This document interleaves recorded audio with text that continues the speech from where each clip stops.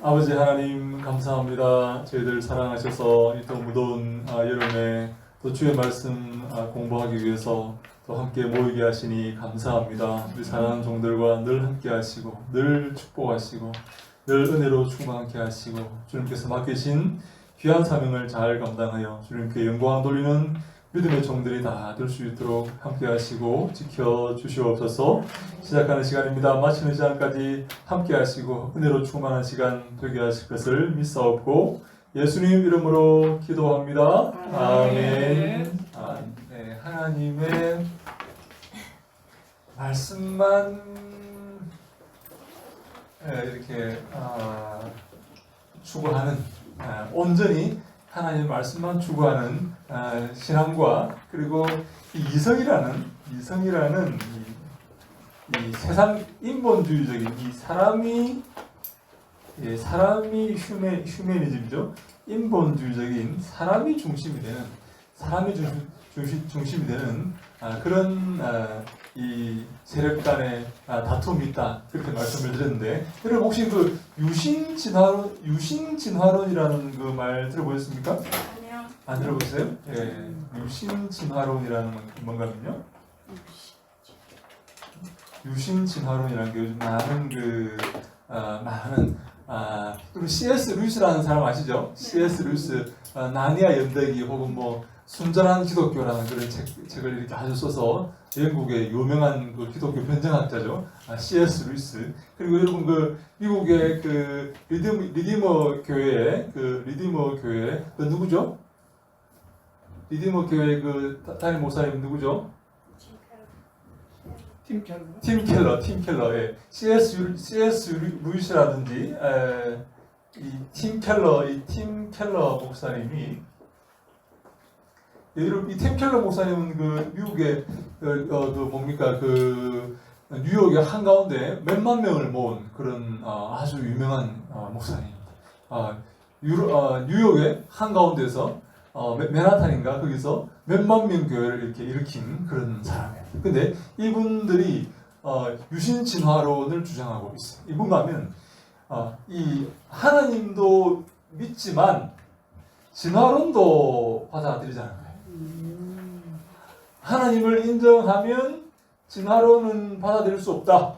진화론을 받아들이면 하나님의 존재를 받아들일 수 없다. 창세기 1장에서 3장까지 천지의 창조를 받아들인다면 거기에서 인간이 온전히 아름다운 모습으로 창조되었고 진화되어 가는 것이 아니고 온전한 모습으로 창조되었다는 것을 받아들인다면 그리고 모든 피조물들이 각기 종대로 이 종간의 이동이 없이 물고기에서 뭐 이렇게 동물로 혹은 뭐 이렇게 파충류에서 포유류로 이렇게 이동 없이 진화 없이 종간의 그런 창조를 인정한다면 하나님은 각각 그 종별대로 창조했다는 것을 인정한다면 진화론을 받아들일 수 없죠.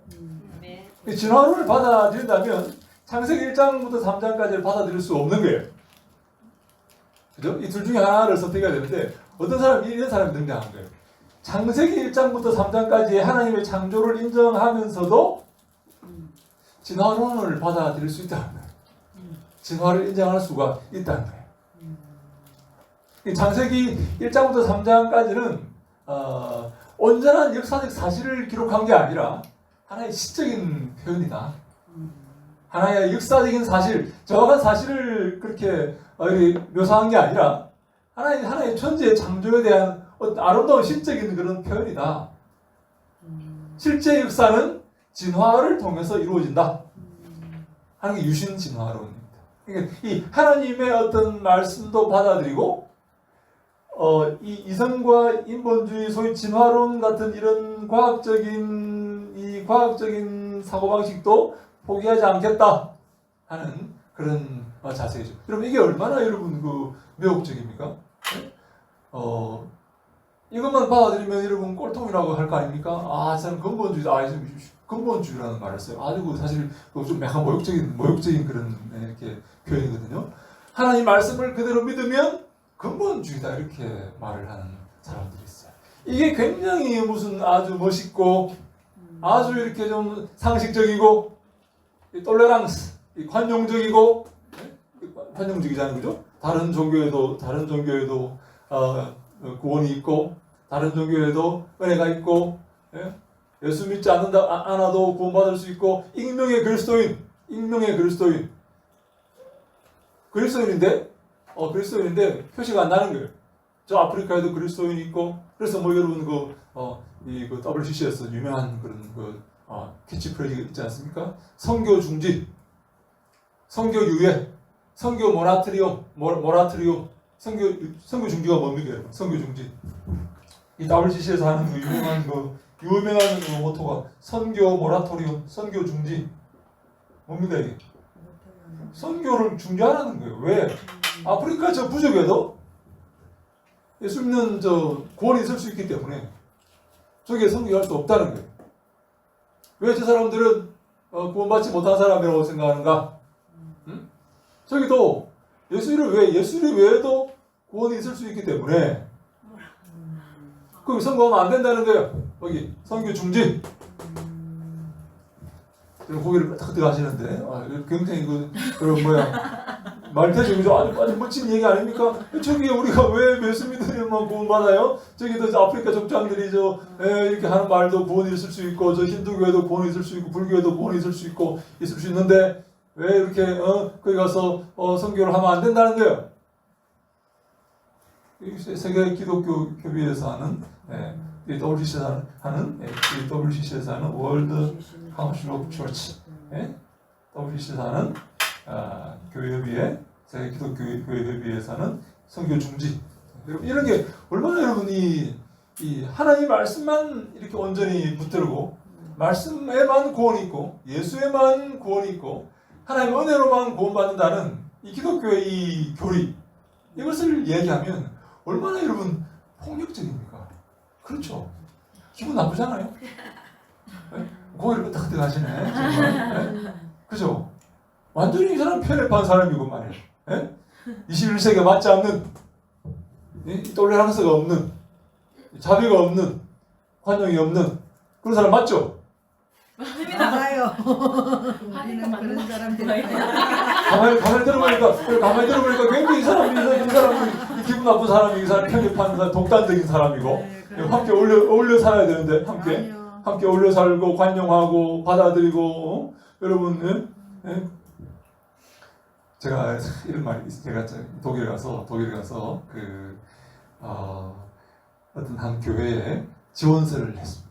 지원서를 했는데 어떤 자기 소개를 하라는 거예요. 자기 소개. 그 내가 소개를 했죠. 내가 소개했는데 여러분 독일에 불교가 얼마나 퍼져 있는지 아세요? 상점에 불상이 놓여 있어요. 상점. 여러분 집에도 집 앞에 마당 앞에 불상이 놓여 있어요. 불상이. 여러분 얼마나 불교가 평화와 자비와 관용과 여러분 중들이 크리스마스 때는 교회 와가지고 함께 예배드립니다. 여러분 아세요? 들어보셨어요? 네. 얼마나 관용적입니까? 관용적이고 편협하지 않고, 그죠?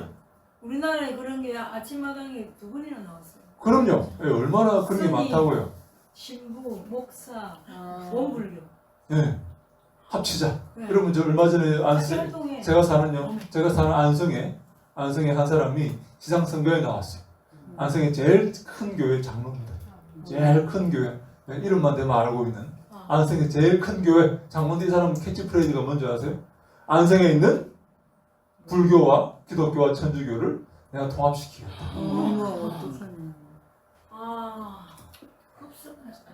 여러분 얼마나 여러분 매력적입니까? 여러분 사람이 신사적이고 사람이 편협하지 않고 여러분처럼 편협하지 않고 이렇게 예수만 구원받고 그런 게 어딨어요? 다 통합시켜서 함께 잘 어울려서 함께 살아야지. 얼마나 여러분 그리고 이 사람 보세요. 진화론도 받아들이고 과학적 사고방식도 받아들이고 인본주의도 받아들이고 여러분 얼마나 사람이 이렇게 매력적이고 사람들이 환영하겠습니까? 환영하지 않겠습니까? 사람들이 환영하죠. 환영하고 좋아하고 우리 편이도 불교도 좋아하고 기독교도 좋아하고 다 좋아하고 이 유신 진화론이 그런 하나의 하나님도 인정하고 진화론도 받아들이겠다.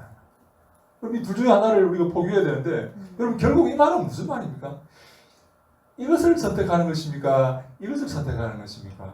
1번입니까? 2번입니까? 2번을 선택하는 거예요. 결국은 하나님만 선택한다면 그렇게 말할 수 없죠. 왜? 예수 이름으로 구원받지 않으면 다른 구원의 길이 없다고 여기서 말하고 있는 거예요. 편협할 수밖에 없고 독단적일 수밖에 없는 거예요. 그래서 세상이 우리를 미워하는 겁니다, 여러분. 우리가 세상을 옳다 하지 않고 그들을 정죄하고 틀렸다 너희들 죄다 그것이 하나님의 그 심판이 임할 것이다. 도끼가 나무 뿌리에 놓여있다. 무슨 말일까요? 찍으려고 지금 되고 있다는 거예요, 여러분. 여러분 이거 이 경상도 말로 이 경상도 사투리를 써도 되는지 모르겠지만 혹시 이 전준다는 말 아세요? 전준다 아세요? 경상도입니까? 전준 겨루고 있다는 거예요. 도끼가 나무 뿌리에 이렇게 우리가 나무를 칠 때 어디를 칠지 다 이렇게 한번 대보잖아요. 모릅니까? 잘 모릅니까? 나무를 칠 때 어디를 칠지 딱 그걸 이제 견준다 이렇게 표현하는데 경상도 말로 전준다 이렇게 다 이렇게 전주고 있는 거지. 지금 도끼가 나무 뿌리에 놓였대요. 지금 그 나무를 뭡니까 열매 맺지 못하는 나무를 치려고 견주고 있는 거예요. 하나님 말씀만 붙들고 사는 게 아니라 이것도 함께 받아들이자 하는 사상을 주장하는 자들이 이 대부분의 철학자들. 그 철학에 영향을 받아가지고 신학자들이 하나님 말씀으로 철학에 영향을 주는 게 아니라 철학으로부터 영향을 받아가지고 하나님 말씀을 변개하고 있는 것이 바로 여러분 소위 말하는 우리 철학자들인데 우리 데카르트를 한번 볼까요? 데카르트는 홉스나 베이컨 같은 경험주의자가 아니라 이성주의자였다. 그는 모든 것을 의심하려고 했다. 의심하는 주체는 바로 여러분 나죠. 이성이죠, 그죠? 내 이성으로 보는 거죠. 나는 의심한다. 그러므로 나는 생각한다. 그러므로 나는 존재한다. 자신이 생각하고 있다는 것을 의심할 수 없는 것이다. 그래서 내가 의심하고 내가 생각하는 것을 나의 사고의 출발점으로 생각하는 것입니다. 즉, 내 자아가 중심이고 여기서 내 사고와 내 연구와 내 모든 활동이 출발하는 것입니다. 나에게서 출발하는 거예요. 하나님 말씀에서 출발하는 게 아닙니다. 하나님 말씀이 죄라 그러면 그건 죄입니다. 하나님 말씀이 내가 구원받았다면 내가 구원받은 거예요. 아멘. 내가 나를 볼 때 굉장히 문제가 많고 굉장히 이렇게 부족한 그런 자라도 하나님이 구원받았다 그러면 여러분 구원받은 겁니다. 여러분 우리 교회 예를 들어서 여러분 교회에 90% 이상이 저보고 저를 보더니 당신은 구원받은 사람이 아니야. 그렇게 말했다 합시다. 그렇게 말하지 않겠지만 근데 오케이. 여러분 교회 교인들 100%가 여러분 보고 당신은 구원받은 게 아니야 라고 말했다고 합시다. 근데 하나님께서 여러분들을 너는 내 자녀야 라고 말했다고 합시다. 여러분 누구 말을 들어야 됩니까? 하나님 말을. 근데 우리는 여러분 누구 말을 듣고 있습니까? 사람의 평가를 여러분 이렇게 귀를 기울이지 않습니까? 하나님이 구원받았다 그러면 구원받은 거 왜? 아멘. 사람의 평가는 중요한 게 아니에요. 물론 하나님께서 사람의 평가를 통해서 역사하는 수도 있지만 성경이 무엇을 말하는지를 바라봐야 돼요. 우리가 아무리 이 사람을 칭찬하고 이 사람을 좋게 본다 할지라도 하나님이 이 사람을 죄인이라고 말하면 그 죄인인 거예요. 여러분 우리가 다윗을 사람들이 얼마나 좋아하고 높입니까? 여러분 이스라엘 메시아의 이름이 다윗의 자손입니다. 다윗의 후손이 다윗의 아들이에요. 다윗의 아들. 다윗의 영광을 그들이 고대하고 있는 것입니다. 근데요, 아무도 여러분 다윗을 이렇게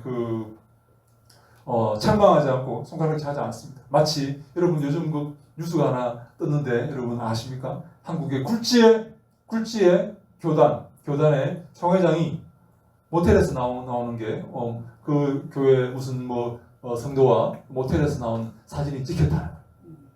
모르시죠, 잘? 네. 네, 이걸 모를 겁니다. 여러분. 네, 모를 겁니다. 네. 잘 모르시죠? 잘 모르는 게 당연하죠. 잘 모르는데 그 지금 여러분 그 이거 원래 뉴스예요? 네, 이거 원래 최근에 나왔습니다. 아. 최근에 여러분 잘 모르시죠? 네, 네. 잘 모릅니다. 근데요, 참 희한한 게 있어요. 참 희한해, 너무 희한해가지고 여러분들 제가 안타까워서 말씀을 드리는 거예요. 그 교회가 여러분요, 한국에서 굴지의 교단입니다. 교단, 굴지의 교단. 네? 근데요, 그 교단 안에 교회가 10,000교회가 넘어요. 그 교단이 그렇게 큰 교단입니다. 네, 내가 실명을 거론하면 혹시 또 문제가 될까 싶어가지고 내가. 네, 근데요, 참 희한하죠. 참 희한한 게 그 10,000교회가 넘는 그 교단의 교회 단임 목사 가운데 한 사람도 거기에 문제를 제기하는 사람이 없어요. 알긴 알아요. 알겠죠. 저는 안다고 생각합니다. 그건 저도 아는데 그 사람들이 모르겠어요. 저도 아는데 지금 뭐 신문에도 이렇게 나 있고 신문에도 이렇게 어떤 뭐 신문에 나 있고 하여간 뭐 이렇게 이렇게 밝혀졌어요.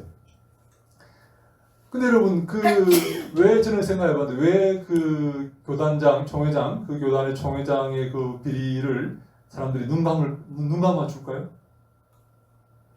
한 사람도 여러분 그 문제를 제기하는 사람이 없어요. 한 사람. 왜요? 왜 그 사람에게 문제를 제기하지 않죠? 그 사람이 힘이 있기 때문에 그런 거예요. 다윗처럼 권력을 갖고 있기 때문에 그런 거예요. 하나님이 틀렸다 그러면 틀렸는데 우리의 삶은 우리의 이 땅에서의 삶은 이 사람들의 눈과 사람들의 평가와 힘과 권력에 눈치를 보고 있는 그런 삶이라.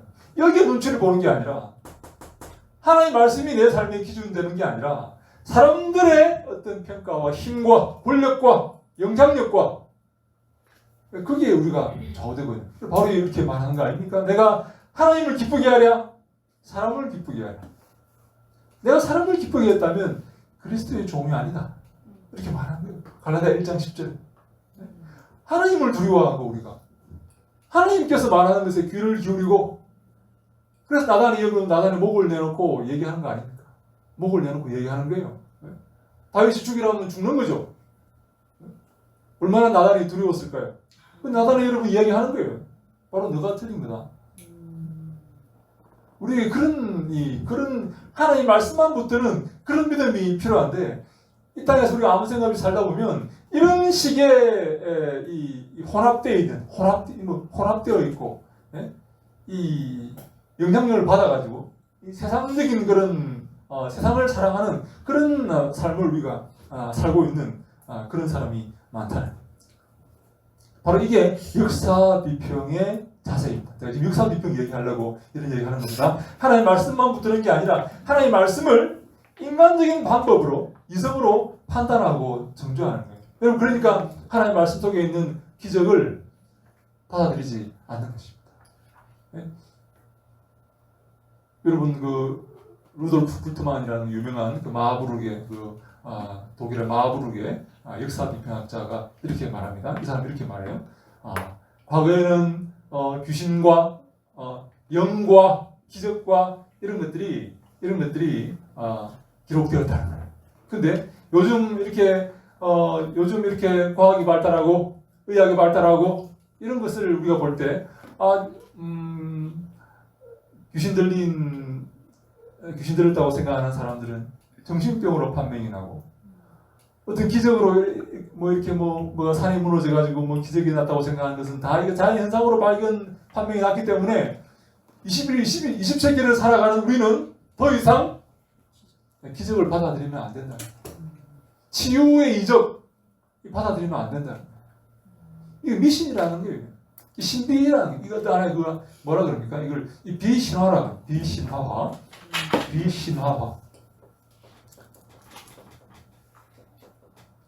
비신화라 그럽니다. 신화적인 것을 없애자. 성경에 신화적인 내용을 다 없애자. 그것은 옛날 사람들의 가치관이고 세계관이라는 거예요. 여러분 요즘도 기적이 일어납니까? 네. 여러분 요즘 그 귀신이 있습니까? 없습니까? 있습니다. 요즘 여러분 21세기가 되었는데 이렇게 과학이 발달하고 의학이 발달하고 대명천지가 되었는데 여러분 점점 이 사주 카페가 온 천지에 있다는 걸 여러분 보십니까? 당연하지더라고. 온 젊은 애들이 이 사주 카페에 얼마나 이렇게 이 뭡니까 이 들락날락 거리는지 모릅니다. 여러분 그 국회의원 선거하면요 점집에 불이 나는데요. 불이 어디에 줄 서야 되고 우리 남편이 될지 안 될지 이 대명천지에 여러분 이 점을 쳐가지고 여러분 그 뭡니까 스포츠 신문에 보면 이 점치는 내용들이 얼마나 많은지 아세요? 이 점치는 내용들 무슨 물고기 자리 뭐 오늘의 운수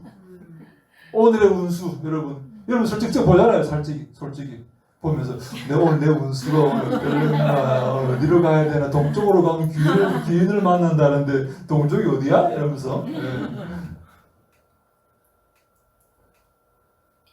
이게 여러분 이 하나의 이 영적인 세계 여러분 그 뭡니까 그 유튜브다 그런 거 보면 이 중들이나 이 무당들이 나와가지고 뭐 점치는 이야기도 하고 여러분 그런 게 얼마나 많이 있습니까? 이 영적인 어떤 이 세상과 영적인 세계가 있다는 거예요. 이거를 비신화하면 안 된다는 거예요. 이 신화적인 것이기 때문에 이것은 잘못된 것이고 이것은 버려야 된다. 옛날 이야기다. 옛날에 전설 따라 삼천리 그런 이야기다. 그렇게 말하면 안 된다는 거예요. 왜? 이것은 엄연히 실존이고 실제라는 사실입니다. 그래서 우리가 이 사람들이 하는 이 스피노자가 하는 이야기도 마찬가지입니다. 스피노자는 이성주의자였다. 그는 내일 지구의 종말이 올지라도 오늘 한 그루에 사과나무를 심겠다는 유명한 말을 남겼다. 그는 유대인이지만 자기 조상들의 믿음에 서지 않고 오히려 성경을 비평하였다. 여러분 유대인들이 하나님 말씀을 이렇게 정말 사랑하고 그렇게 할 것 같죠. 여러분 이거 뭡니까 이스라엘의 히브리 대학이라는 대학이 있습니다. 가장 좋은 대학인데요. 여러분 그 대학의 교수들이 얼마나 자유로운 그런 학문을 이렇게 하려고 하는지 몰라요. 그 자유주의 학자들이 얼마나 많은지 몰라요. 여러분 그렇지 않습니까? 우리 자기의 구약 성경을 합시다. 자기의 나라의 전통적인 그런 문헌인 구약 성경을 공부하는데 그것을 받아들이는 사람들이 많을까요? 교수 중에 안 받아들이는 사람이 많을까요? 안 받아들이는 사람이 많아요. 자기들의 전통의 그런 산문인데 구약 성경이 타나크 아닙니까? 타나크, 토라, 느빔, 게투빔, 타나크를 오경과 성문서와 연설을 받아들이는 사람보다 안 받아들이는 사람이 많아요. 창세기의 이 하나님의 천지창조를 받아들이지 않아요. 그 사람들이. 이 스피노자도 마찬가지예요. 이 사람도 유대인인데 자기 조상들의 믿음에 서지 않고 오히려 성경을 비평합니다. 그런 모든 진리는 단지 수학적으로만 인식될 수 있다고 주장합니다. 그래서 그는 종교의 진리가 참다운 진리라면 수학적으로 증명될 수 있어야 한다고 생각했다. 전형적으로 이성주의자입니다. 이성에 기반을 둔 사고방식. 이성이 평가하고 판단을 내리고 인정해야만 진리로 받아들이는 그런 사람이죠. 그는 결국 성경은 모순투성이라고 했다. 그러니까 성경은 하나님 말씀 절대 진리가 될 수 없었다. 그는 성경 속에 하나님의 말씀이 일부 들어있다고 했다. 이게 전형적인 양다리의 그런 사고방식입니다. 하나님 말씀도 받아들이고 싶고 내 이성도 받아들이고 싶고 하나님 말씀도 일부 전적으로 이렇게 부인하면 좀 이렇게 이상하니까 찝찝하니까 일부 받아들이고 이것도 일부 받아들인다는 말인데 여러분 결국 이런 자세는 결국 하나님 말씀을 통해서 이 말씀 위에 기반하여서 연구하고 공부하고 살아가겠다는 것이 아니라 내 이성 위에 내가 근거를 두고 살겠다는 그런 주장의 다름 아니다는 것입니다. 여러분 이해되십니까? 네. 이 양다리는 결국 이것을 하겠다는 거예요. 그렇죠. 이것을 한다면 여기 양다리 걸칠 이유가 없어요. 네. 양다리를 걸쳤다는 것은 이것도 하고 이것도 조금 하겠다는 것은 결국 이걸 하겠다는 거예요. 의사비평, 비신화, 신화적인 내용, 천지를 어떻게 창조하나, 사람의 물리를 어떻게 걸어가나, 오병이어를 어떻게 2만 명을 먹이냐, 어떻게 여러분 이런 기적들이 일어나는가라고 말하는 것은 이성을 그러나 하나님 말씀이 아주 윤리적이고 고상한 것들을 받아들이자. 그런데 이런 신화적인 그런 것들은 우리가 받아들일 수 없다라고 말하는 것은 결국 이걸 하겠다는 거예요. 저희가 네? 그 마음 뒤편에 이면에 갖고 있는 생각은 이걸 하겠다는 거예요. 그래서 그는 결국 성경은 모순투성이라고 했고 이것은 역사 비평 학자들에게 많은 영향을 미쳤는데 복음주의 학자들에게도 영향을 미칩니다. 복음주의 학자들 팀 켈러 이런 사람들에게도 영향을 미치는 거예요. 하나님 말씀에 문제가 있고 그 말씀은 시적인 표현이고 역사적 진리를 말하고 있는 게 아니고 이것을 우리가 하나님 말씀을 평가해야 된다는 그런 사고방식에 영향을 미치는 거예요. 우리 팀 스피노자의 주장을 한번 볼까요? 1번 우리 같이 읽어볼까요? 시작. 성경 내용의 대부분은 이스라엘 역사와 관계가 있기에 성도들에게는 더 이상 구속력이 없다. 성경은 하나님의 뜻을 이해하는데 무용지물이다. 네, 여러분 이스라엘 역사에 관련되기 때문에 성도들에게 더 이상 구속력이 없다. 얼마나 여러분 이렇게 굉장히 여러분 마음을 위로하는 그런 말 아니에요, 그죠? 내가 하기 싫었는데, 네? 내가 정말 지금 성경만 보면 머리가 지끈지끈했는데 구속력이 없다 그러니까. 네. 자, 2번 이런 생각이 바로 칼 바르트의 실존론적 해석이나 루돌프 불트만의 비신화의 배경이다. 물론 이들은 당시 종교사학파의 주장으로 성경이 무력화되었을 때 성경을 구하려고 시도한 측면도 있다. 우리 이 성경 내용은 이스라엘 역사이기 때문에 그렇게 성경을 구하려고 성경이 완전히 거짓말이라고 이렇게 말하는 이런 이 종교사학파의 주장에 맞서서 우리가 성경을 이렇게 일정 부분 우리가 받아들일 여러분 잠깐 보세요. 네. 성경 하나님 말씀을 완전히 이것은 거짓말이고 이것은 하나의 종교적 문서에 불과하고 일정 하나의 가치도 없는 읽을만한 가치도 없는 그런 문서이다라고 종교사학파 학자들이 주장을 합니다. 종교사를 공부하는 학자들, 종교 역사를 공부하는 학자들을 종교사학파 학자들이라고 하는데 이런 사람들이 그렇게 주장해요.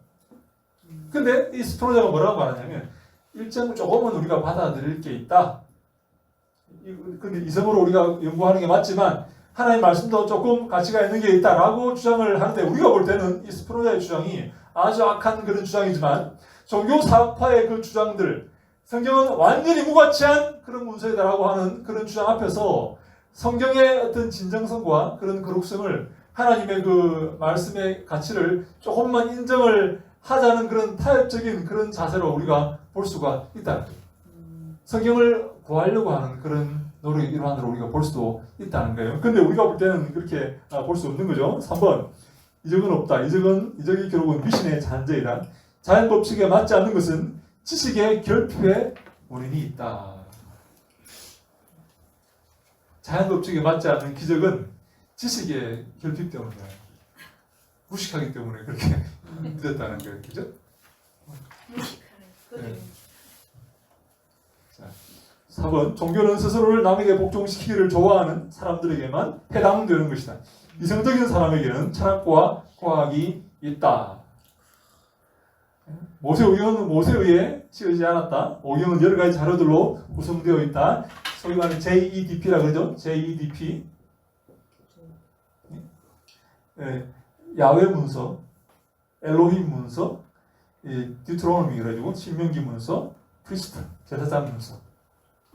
모세오경은 요 네 가지 문서로 짜집기 한 것이다. 라고 문서술입니다. 문서가설. 오경이 이렇게 이런 네 가지 문서로 짜집기 되어 있다. 성경에 보면 하나님의 신명을 야훼라고 표현하는 그런 부분이 있어요. 또 어떤 부분은 엘로힘이라고 표현하는 부분이 있어요. 요거는 여호와라, 우리말로는 여호와라고 번역을 하고, 요거는 하나님으로 번역합니다. 여러분 성경에 우리 보면 그 여호와라고 이렇게 하나님의 존칭을 여호와라고 이렇게 기록하는 부분이 있죠. 네. 여호와께서. 또 어떤 부분은 하나님께서 이렇게라고 이렇게 말하는 게 있고, 또 어떤 부분은 여호와 하나님께서 그렇게 말하는 부분들이 있어요. 여호와는 정확하게 말하면 야흐베 이렇게 번역을 이렇게 발음해야 됩니다. 워낙 이 단어를 유대인들이 발음하지 않았기 때문에 어떻게 발음하는지 다 잊어버렸어요. 너무 오랫동안 발음하지 않았기 때문에 그 원래 발음하지 않고 아도나이 이렇게 읽습니다. 요 하나님의 신명이 나오는 문서 그리고 요 신명이 나오는 문서 엘로힘 엘의 복수죠. 엘의 복수. 엘은 가나안의 유가리 신화의 가장 높은 신이었죠. 엘의 아들이 누굽니까? 바알입니다. 바알. 유가리 신화의 가장 만신전의 가장 높은 신이 엘입니다. 엘의 복수. 그래서 신들이죠. 근데 요 이스라엘의 이 저자들이 이 엘로힘이라는 말을 우리 하나님에게 이렇게 적용시켜서 이렇게 묘사를 해요. 이렇게 하나님 이름을 이렇게 하여 우리가 마치 뭐 어떤 사람은 하나님 이렇게 하듯이 그리고 이 신명기 문서 신명기적인 그런 신명기 문서가 뭡니까? 신명기의 주제가 뭡니까? 신명기는 하나님 말씀을 들으면 복 받고 하나님 말씀 듣지 않으면 벌 받고 저주 받는다는 것입니다. 그런 내용들이 신명기에만 있는 게 아니라 오경 전체에 걸쳐 있어요. 하나님 말씀 잘 들으면 복 받고 하나님 말씀 안 들으면 들어가고 나가도 저주를 받는다는 그런 내용들, 그런 내용들이 신명기에 주로 있는데 그래서 이 학자들이 이 문서가 사학자들이 그런 내용들이 있는 이것은 하나의 신명기 그 문서다. 요시아가 성전을 이렇게 수리할 때 어디에 신명기 그 구름비를 발견하죠. 그것을 발견해서 거기 보니까 신명기가 있단 말이에요. 그래서 이 신명기라는 하나의 이 문서가 오경을 구성하는데 큰 역할을 했을 것이다 라고 추정하는 거예요. 이거는 제사장 문서. 뭔가 하면 제사장들이 했던 그런 단어, 표현들, 그런 성전에서의 일어나는 그런 일들, 그런 성전의 법들에 관련된 그런 것들, 요런 문서들로 오경이 구성되어 있다고 그 소위 말하는 스피노자가 맨 처음 그걸 이렇게 주장합니다. 이 철학자인 스피노자가 맨 처음 이것을 주장해요. 그러니까 많은 이 신학자들이 하나님의 말씀을 수호하고 말씀을 지켜야 되고 말씀을 연구하는 신학자들이 이 철학자인 스피노자의 주장을 받아들여요. 배척하고 성경을 지켜야 되는데 성경은 하나님의 말씀으로 기록되어 있고 모세가 기록한 것이고 이것을 수호하고 보존해야 되는데 스피노자의 주장을 받아들여가지고 문서 가설을 주장하는 이 신학자들. 6번 구약의 예언서들은 여러 가지 단편들을 모아둔 것이기에 탈락과 탈락이 그렇지 않다. 그래서 후대 사람들이 채워넣은 부분이 많다. 여러분 예언들을 어떤 예언서는 굉장히 예언하는 내용이 길어요. 그죠? 어떤 사람이 이렇게 보는 거죠. 여러분 제발 한번 들어보세요. 예언자들이 등장하여서 예언을 했을 때 이렇게 길게 했겠냐는 거예요. 예언자들이 예를 들어서 마을 어귀에서 예를 들어서 시장에서 이렇게 회개하라 이 독사에 이렇게 뭐 했다고 합시다. 너희들 하나님께 벌을 받을 것이다. 심지어 여러분 그 뭡니까? 요나는 단 4마디를 봐. 4마디. 40일이 지나면 이 성이 망한다. 이렇게 4마디를. 예언자들의 단어는 굉장히 짧았을 것 같지 않아요? 근데 이렇게 이 워딩이 이렇게 길 수가 있을까? 이것은 후대 사람들이 꾸며낸 것이다.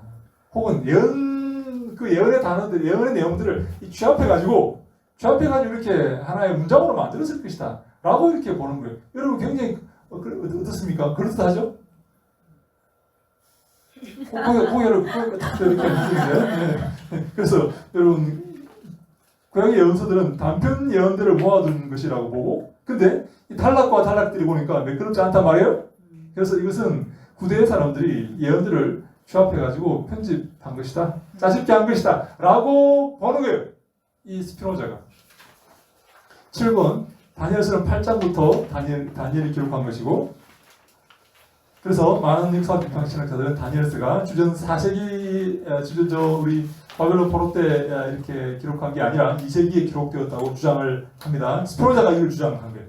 맨 처음. 8번 스피노자 이런 주장들 때문에 복음서도 의심을 받게 되었다. 복음서는 편집되고 꾸며진 문서라는 주장이다. 스피노자 이런 여러분 산상 설교를 한번 보십시오. 굉장히 긴 설교예요. 그죠? 마태복음 5장, 6장, 7장에 이 3장에 걸친 굉장히 긴 설교. 근데 여러분 이런 긴 설교가 다른 그 복음서에 나와 있냐는 거예요. 다른 복음서에도 이렇게 긴 설교의 예가 있냐는 거예요. 그래서 어떻게 보는 거냐면 여러분 예수님께 앉은 자리에서 이렇게 그 사람들을 놓고 이렇게 많은 내용의 긴 설교를 했겠냐는 거죠. 어떻게 보냐면 그래서 이것은 10개의 단편 설교를 짜집기 한 거다. 모아놓은 것이다. 그렇게 보는 것이죠.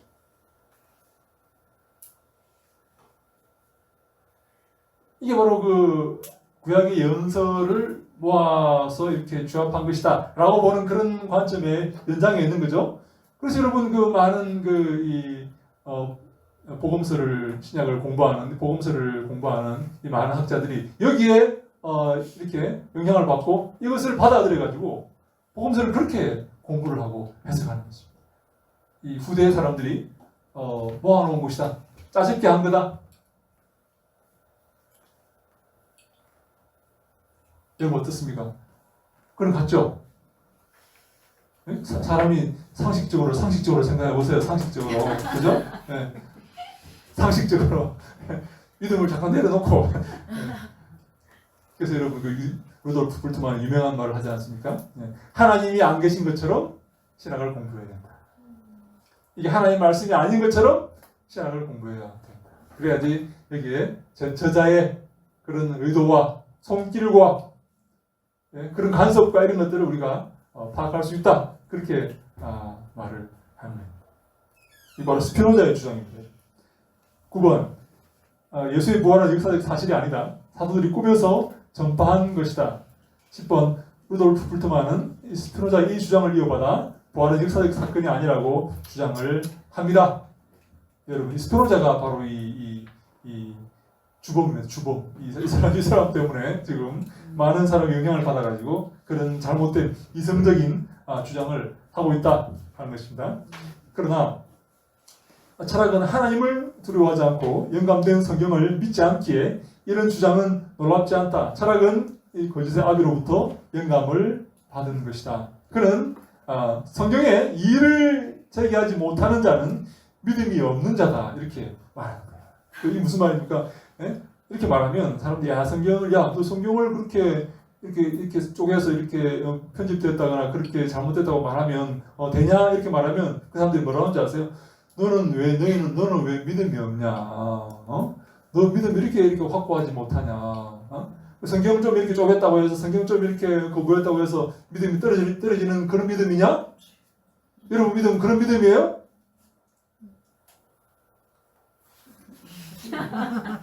성경을 좀 거부해도 믿음 흔들리면 안 되지.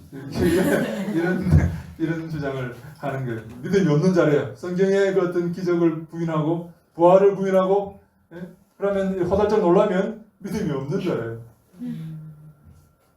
그래서 신앙과 사고는 분리되어야 한다. 이 신앙과 하나님 말씀을 믿는 것과 이 사고는 분리되어야 한다. 여러분 성경을 이렇게 부활을 인정하지 않고 기적을 받아들이지 않고 하는 이러한 사고와 이러한 사고방식과 신앙이 여러분 관련이 없습니까? 분리되어야 합니까? 상관없습니까? 신앙을 이것은 예수님 말씀이 아니라 후대 제자들이 혹은 사도들이 끼워 넣은 것이다. 예수님 입에 집어 넣어가지고 마치 예수님께서 말씀하신 것처럼 그렇게 말한 것이다. 어떤 의도로 다른 의도가 있다. 이렇게 말해서 실제 예수님 말씀하신 게 아니야 라고 말하는 그런 주장과 우리의 신앙이 관계가 없습니까? 그렇게 주장을 해도 내 신앙이 온전한 신앙이에요? 이것은 하나님 말씀이 아니야. 이 성경 말씀이 아니야. 거짓말이야. 부활은 없어 라고 주장을 해도 내 신앙은 문제 없는 거예요? 건강한 거예요? 어떻게 생각하세요?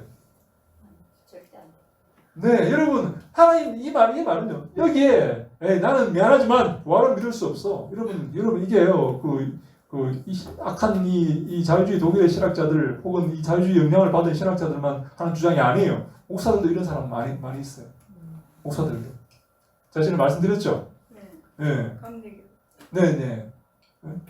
부활을 믿지 않는 목사들이 많이 있어요. 여러분 이렇게 하나를 어떤 사람은 그렇게 말할 수 있겠죠. 나는 그 다른 건 다 내가 인정하겠는데 내가 오병이어는 내가 믿을 수가 없어. 어떻게 말이 되나 그게. 또 어떤 사람은 이렇게 말할 수 있겠죠. 나는 오병이어까지는 받아들일 수 있는데 물리로 그러한 건 내가 도저히 받아들일 수 없어. 내가 바닷가에 사는데 내가 어떻게 그걸 내가 받아들이나 이렇게 말하는 사람이 있겠죠. 여러분 하나를 내가 받아들이지 못하는 거예요. 그것이 거짓말이라고 생각하는 거예요. 그럼요. 전부 다 받아들일 수가 없어요. 다른 건 어떻게 받아들여요? 이게 이 부분이 마태복음 4장 18절이 짜집기 한 거래요. 오케이. 그럼 다른 것은? 다른 거는? 그걸 믿을 수 있어요? 그것도 짜집기 안 됐다고, 다른 것도 짜집기 안 됐다고 확신할 수 있어요? 그렇게 되면 모든 것을 의심할 수밖에 없는 거예요. 모든 것을 이렇게 검증해 봐야 되는 거예요. 그러면요, 한 뚝이 무너지면 모든 뚝이 다 무너지는 것입니다. 하나님의 말씀을 절대적으로 인정하지 않으면 바른 신앙이 될 수가 없는 것입니다. 그럼 제가 너무 이런 편협합니까? 너무 심합니까? 여러분 제가? 표정을 보니까 저를 약간 우리 교수님 너무하다. 너무 좀 과격하다. 이렇게 꼭 저렇게까지 말을 해야 되나? 에? 사람이 융통성이 있어야 될 거 아니야, 그죠? 그럼 저렇게 어떻게 세상을 어떻게 살아가나 저렇게 저렇게 배울수록 편협하게 저렇게 옹골집을 부리면 어떻게 살아가 사람이? 평소에 그 친구도 별로 없고 좀 그렇더라고 보니까. 이런 표정이 딱 보니 그렇네. 딱 보니까 평소에 옆으로 좀 옆에 가기 싫더라고 내가 보니까 평소에 이렇게 사람이 이렇게 편협하고 맞잖아요, 솔직하게.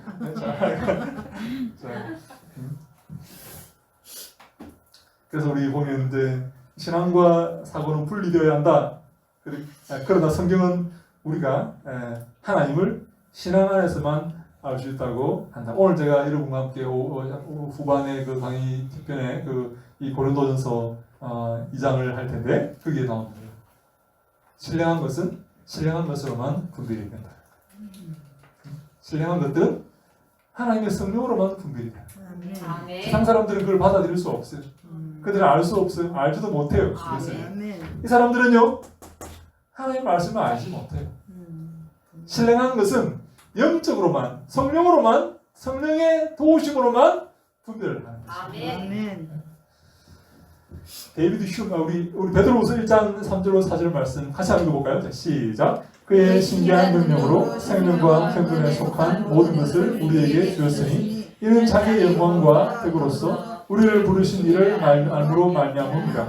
이로써 그 보배롭고 지극히 큰 약속을 우리에게 주사 이 약속으로 말미암아 너희가 정욕 때문에 세상에서 썩어질 것을 피하여 신의 성품에 참여하는 자가 되게 하려 하셨느니라. 아멘.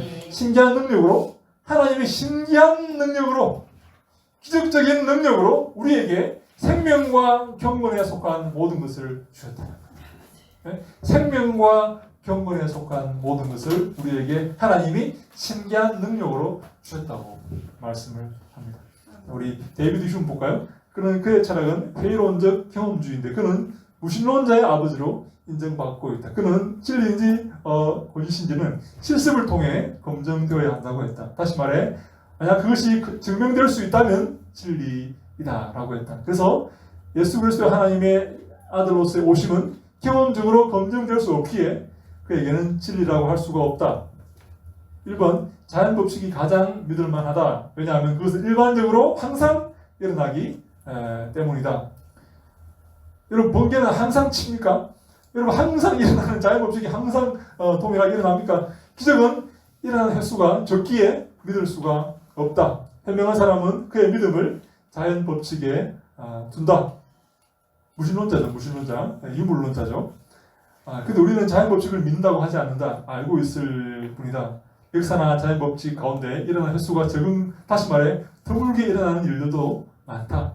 그는 철학에 의해 방향을 찾아갔기에 하나님의 계시를 붙들지 못했고 그에게 성경의 사건과 기적은 아무런 의미가 없는 것이 되고 말았다. 하나님의 말씀의 기적과 사건과 말씀과 역사는 나에게 아무런 의미가 없는 것인가? 아니면 나는 오직 하나님 말씀 안에서 성령 안에서 하나님 품 안에서 살아가는 자인가 하는 이 선택이 우리에게 있다. 우리 이마누엘 칸트 한번 볼까요?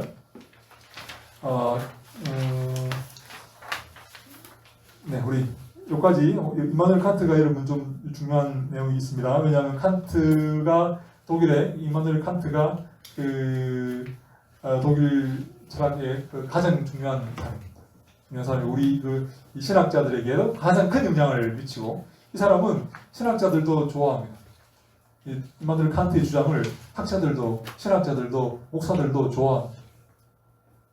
환영하고 반깁니다. 우리 한번 볼까요?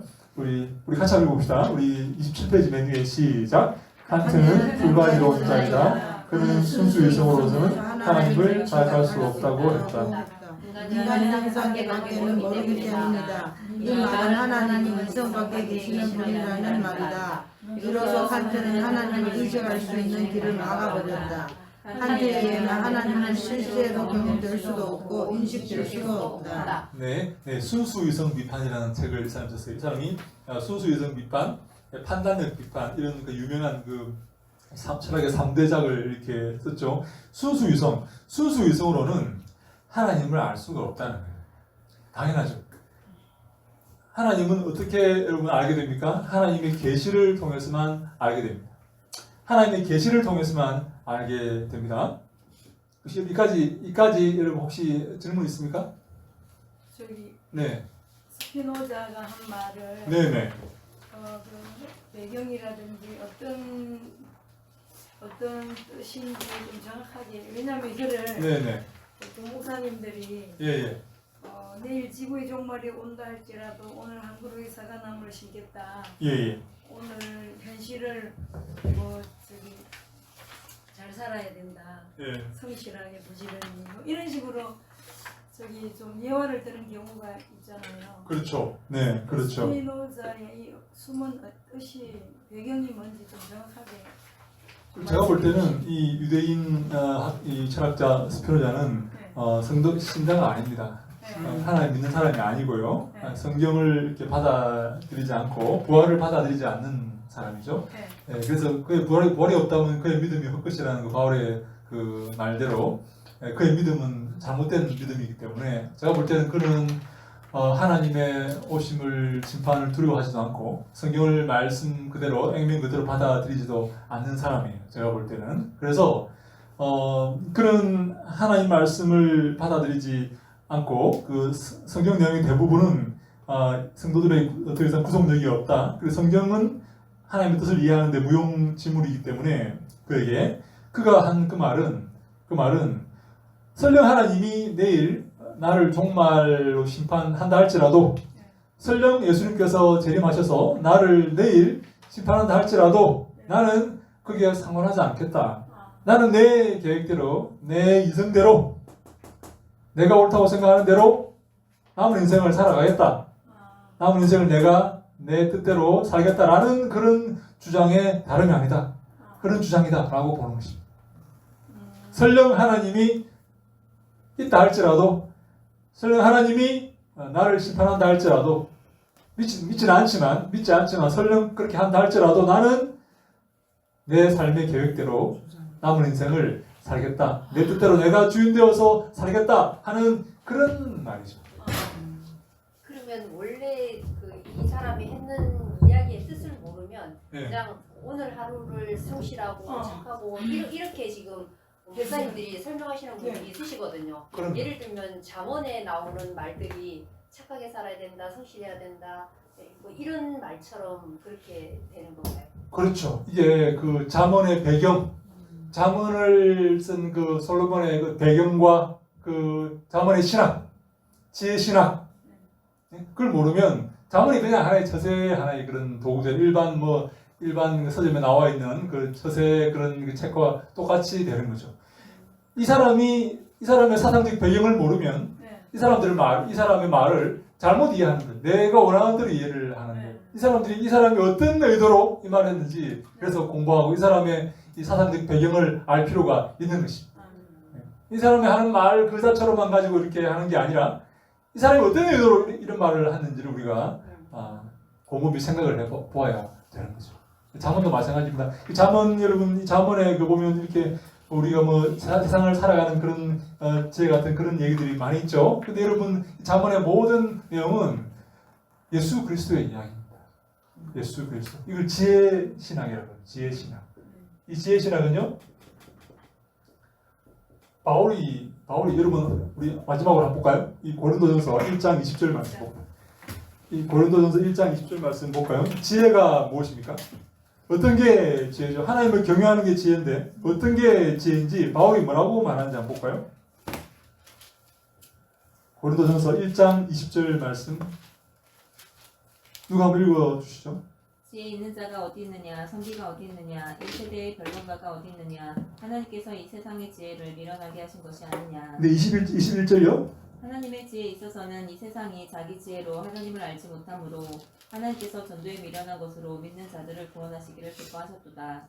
네, 그리스도가 바로 하나님의 지혜. 네, 우리 24절 한 번 더 읽어주세요. 오직 부르심을 받은 자들에게는 유대인이나 헬란이나 그리스도는 하나님의 능력이요 하나님의 지혜니라. 아멘. 이 지혜는요? 잠언의 그 지혜는요?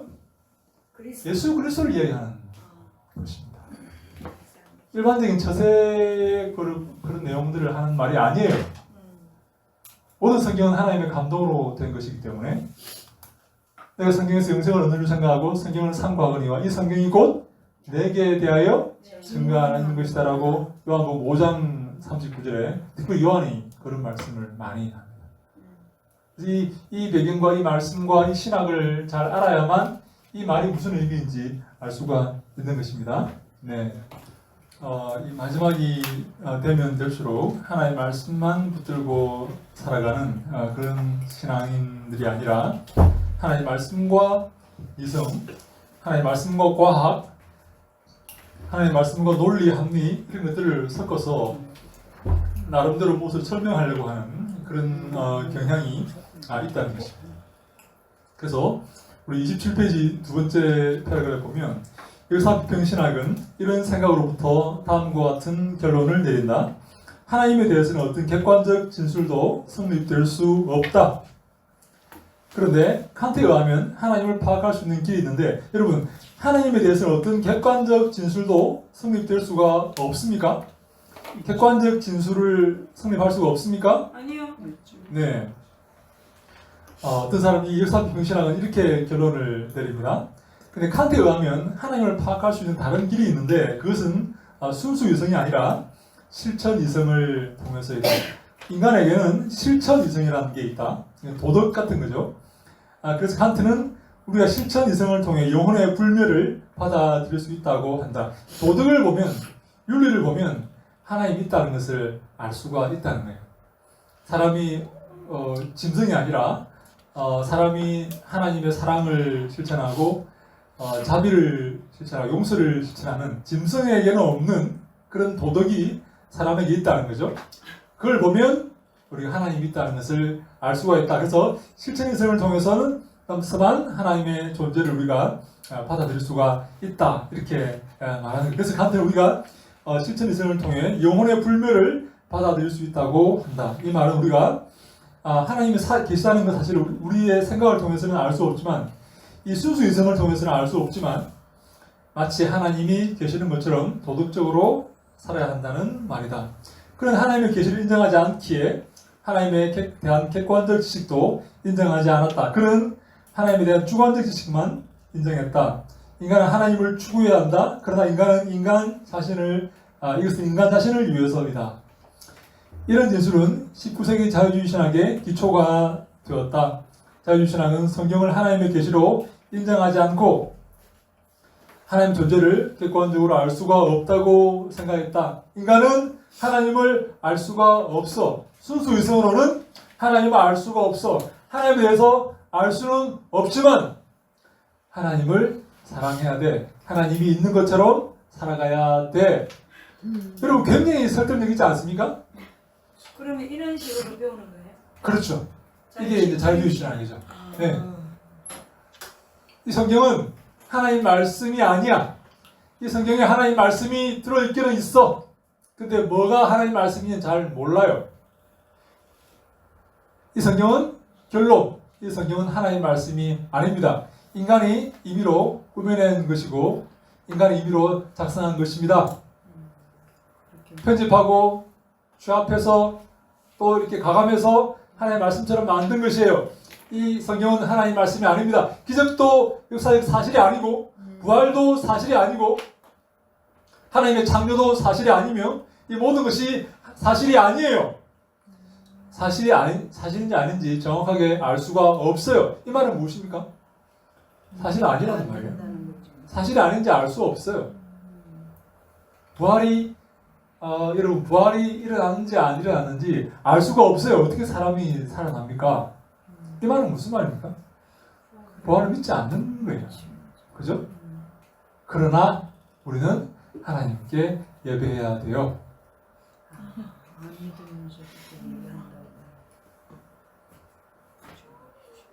무슨 말인지 아시겠어요? 이거 하나님 말씀 아니에요? 하나님 말씀인지 사실 정확하게 말하면 정확한 오딩은 하나님 말씀이 진실인지 아닌지 알 수 없어요. 부활이 일어나는지 안 일어나는지 알 수 없어요. 그런데 우리는 하나님께 예배해야 돼요. 왜 해야 돼요? 하나님 사랑해야 돼요. 믿음이 엄청 돼. 그럼 왜 그래요? 정신이 헷갈려요. 정신이 헷갈려요. 그 믿음은 헷갈리죠, 그죠? 많이 아닌 것 같기도 하고, 처음이 여기 틀린 것 같기도 하고, 지금 이렇게. 헷갈리네. 여러분, 그 믿음은 바른 믿음이 아닙니다. 왜요? 믿음은 말씀 위에 서 있기 때문에 그렇습니다. 믿음은 들으면서 나고, 들음은 그리스도의 말씀으로 말미암느니라. 하나님의 말씀 위에 믿음이 세워지는 거예요. 근데 자꾸 이렇게 들으면 네. 그래서 굳어지고 세뇌가 되는. 그만할까요, 제가 이제? 아니요, 우리는 괜찮습니다. 근데 제가 여러분들께 이제 우리가 일반 신학계에서 어떤 논의들이 오가는지에 대해서 잠깐 소개를 해드리려고 그렇습니다. 네. 모르면 안 되니까 우리는 교회에서 말씀을 가르쳐야 되는 입장이죠. 예, 우리는 이제 선생이 되어야 되는 사람들이죠. 선생이 되기 위해서는 어떤 논의가 있고 그 중에 어떤 것을 선택해야 되는지를 제자들에게 알려줄 수 있어야 되고 제자들이 그것을 질문할 때 설명해 줄 수가 있어야 됩니다. 이게 왜 틀렸고 왜 이게 옳은 것인지 이 다양한 길 중에 어떤 길로 가야 되는지 남면으로 올라갈 수도 있고 북면으로 갈 수도 있고 서면으로 갈 수도 있고 동쪽으로 갈 수도 있는데 가장 좋은 길은 등산 코스는 노스페이스다. 북면으로 가야 된다 하는 것을 나한테 질문해 오는 사람에게 설명해 줄 수 있어야 돼요. 그게 선생 아닙니까? 네? 인도자 아닙니까? 그죠? 나 잘 몰라. 하여간 올라가 봐. 뭐 길이 있을 거야. 뭐 가다 죽든지 말든지 난 잘 모르겠어. 이렇게 되면 안 되는 거예요. 설명해 줄 수 있어야 돼요. 여러분 만약에 이런 말씀을 드려도 될지 모르겠지만 시행착오를 많이 겪는 사람이 있어요. 그죠? 이러 올라갔더니 이 길이 아닌 게 비요. 이러고 다시 내려와서 다시 올라갔더니 뭐랍니까? 그 길이 맞는 게 비요. 이러면서 다시 왔다 갔다 하는 그런 나폴레옹이 이탈리아를 점령하기 위해서 알프스 이렇게 산맥을 넘는데 꼭대기에 올라갔어요. 5,000m, 눈산이에요, 눈산. 그 병력을 다 이끌고 다 올라갔어요. 올라갔더니 나폴레옹이 이렇게 말합니다. 야, 이 길이 아닌 게 비요. 이렇게 말합니다. 다시 내려가서 다른 봉우리로 올라가서 하는 말이 야, 그쪽이 맞는 게 아니야. 그래서 사람들이 기가 막혀 다 죽었대요. 그래가지고 나폴레옹 원정을 실패했다는 이야기가 기가 막혀가지고. 그럼 되겠습니까? 아니, 시행착오를 이렇게 겪는 게 아니라 뭐가 옳은지 선생은 설명해 줄 수 있어야 돼요. 그래서 제가 바른 선택을 할 수 있는 그런 지각과 그런 논의를 우리가 가지고 있어야 되기 때문에 잠깐 설명을 하는 것입니다. 질문. 교수님, 네. 우리나라에 이단이 많은 게 성경을 바로 알지 못해서 많은 이단들이 있다고 보세요? 그럼요. 바로 모든 이단은 성경에서 나옵니다. 성경을 이렇게 잘못 해석하고 바로 모르기 때문에 이단이 나오는 거고 그 이단이 여러분 그 이단의 추종 세력이 따르기 때문에 이단이 커지는 거예요. 영향력이 확대되는 것입니다. 하나님 말씀을 바로 모르기 때문에 이단이 생기는 거예요. 알기는 고음파. 아는데 적용은 예수님이 아니라 자기로 대입해서 그런 거예요. 적용을 자기에게로 하는 거예요. 네, 근데 거기 이제 아는데. 전체적으로 볼 때 성경을 잘 모르는 거죠. 성경이 뭘 말하는지, 성경이 뭘 의도하는지 잘 모르는 거예요. 근데 제가 볼 때 이런 거죠. 이런 거예요. 우리가 요즘 이렇게 여러 가지 이단들이 나오는 게 여러분 이 구원파라고 합시다. 구원파. 여러분 예수 믿고 구원받는 걸로 끝난 거예요. 예수 믿고 구원받으면 여러분 끝납니까? 여러분 예수 믿고 구원받는 게 쉬운 게 아니에요. 일생의 작업입니다. 일생의 작업. 그래서 바울이 들고 떨림으로 너희 구원을 이루라 이렇게 말하는 거예요. 구원 끝났습니까? 바울은 그렇게 말하지 않아요. 바울의 그 진술을 구원에 관한 진술을 잘 모르는 거예요.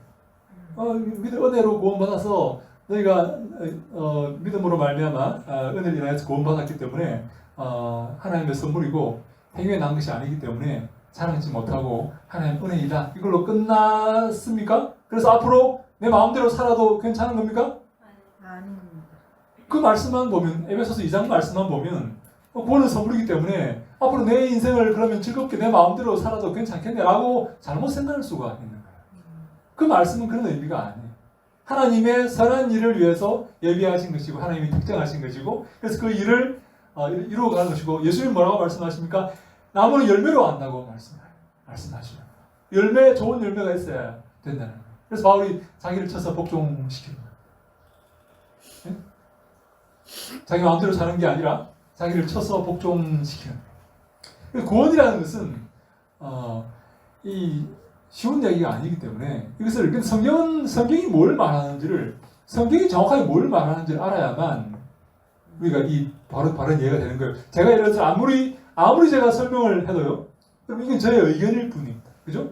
내가 아무리 좋은 말로 내 지식으로 오늘도 우리 하겠지만 우리 바울의 고린도전서에서 바울이 말합니다. 세상의 지식과 세상의 설득과 아무리 구원은 이걸로 이루어지는 게 아니라는 거예요. 구원은 하나님의 십자가의 그 로고스로 이루어진다. 하나님의 도우심과 하나님의 인도하심과 성령의 인도하심으로 이루어지는 거지. 세상의 지혜로 그래서 내가 세상의 지혜와 지혜의 말씀과 아름다운 것들로 말하지 않고 십자가의 그 어리석은 것으로 말한다. 바울이 그렇게 말을 한대요. 미사여구와 청산유수 같은 말로 내가 하는 게 아니라 십자가의 어리석은 말로 내가 한다. 왜? 그거는 하나님의 은혜이기 때문에 그렇다는 것입니다. 그래서 내가 아무리 아름다운 말로 해도 이것은 내 의견일 뿐입니다. 여러분, 그러나 우리가 해야 될 말은 하나님 말씀이에요.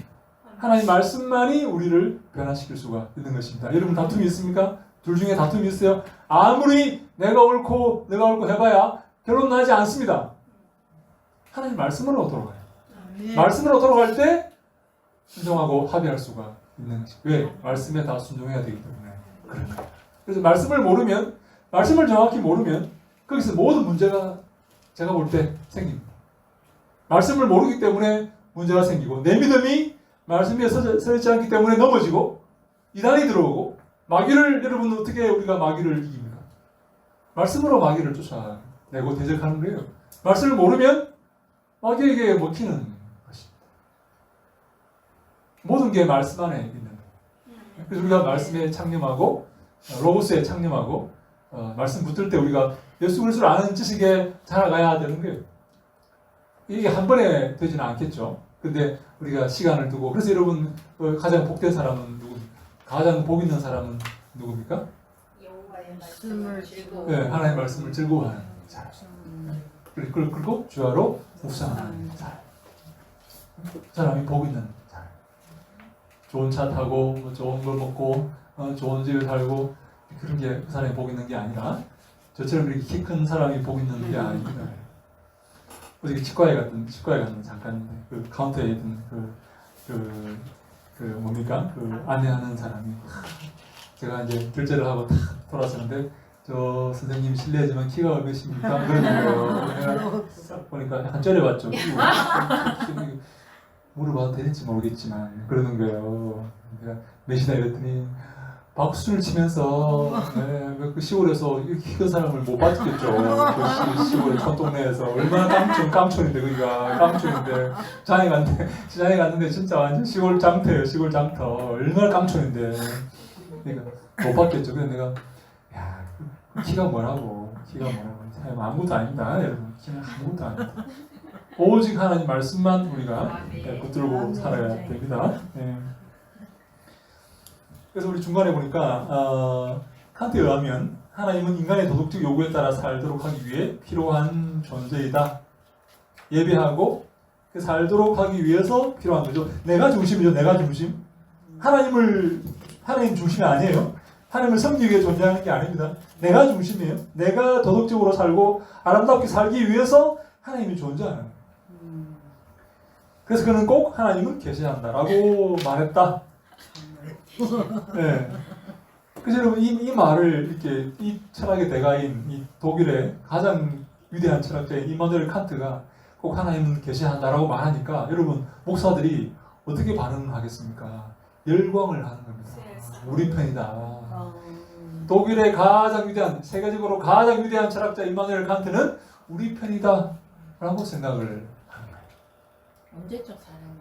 1800년대 사람이죠. 칸트가.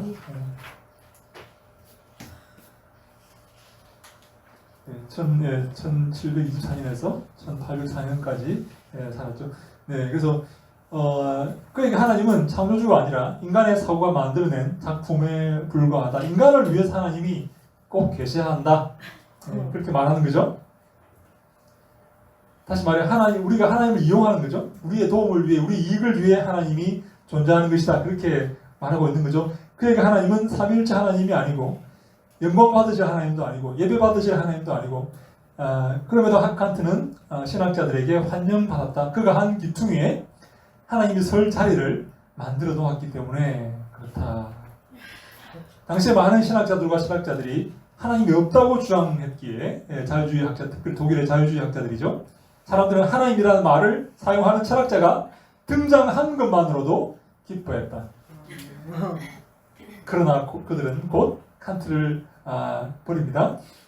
하나님을 아예 없애버리고자 하는 그런 악한 자들이 등장한 거죠.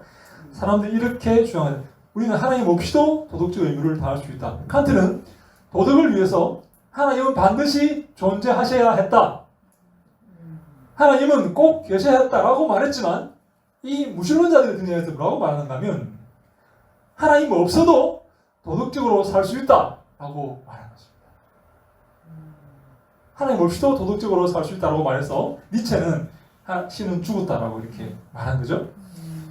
우리는 이 모든 것을 하나님 없이 우리의 능력으로 할 수 있을 만큼 건강하고 지혜롭고 논리적이고 합리적인 그런 존재다라고 독일의 이 무신론자들이 주장을 하는 거죠. 칸트는 그리스도의 부활과 승천을 부인했을 뿐 아니라 종교에서 불필요한 것이라고 했다.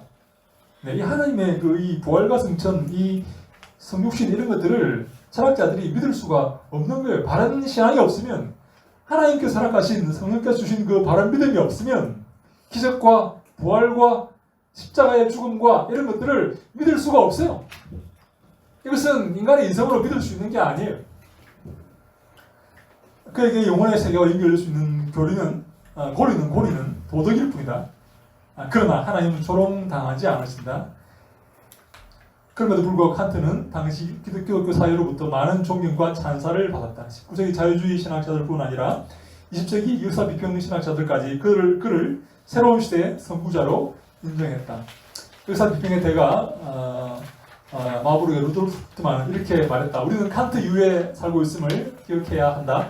여러분 칸트의 주장, 부활을 믿지 않고 기적을 믿지 않고 성경은 잘못되었고 그러나 하나님은 계셔야 한다. 한 이 주장을 역사 비평학자들이 고스란히 그대로 받아들입니다. 고스란히 기적은 없고 믿을 수 없고 꾸며낸 이야기고 성경도 꾸며낸 이야기고 부활은 없고 성육신은 없고 그러나 하나님은 계셔야 한다 하는 이런 잘못된 생각을 당시에 이 신학자들이 그대로 받아들입니다. 이제 칸트는 모든 사람이 따라야 할 법칙이 되고 말았다. 신학자들은 칸트를 받아들임으로 성경을 하나님의 계시로 받아들이는 가능성을 스스로 버리고 말았다. 성경 말씀이 온전히 하나님 말씀이고 이 말씀 속에 이 말씀이 진리고 이 말씀을 우리가 구원받는다는 이 사실을 그 가능성을 버리고 말았다. 그리고 그들의 제자인 신학생들에게도 그렇게 가르치고 있다.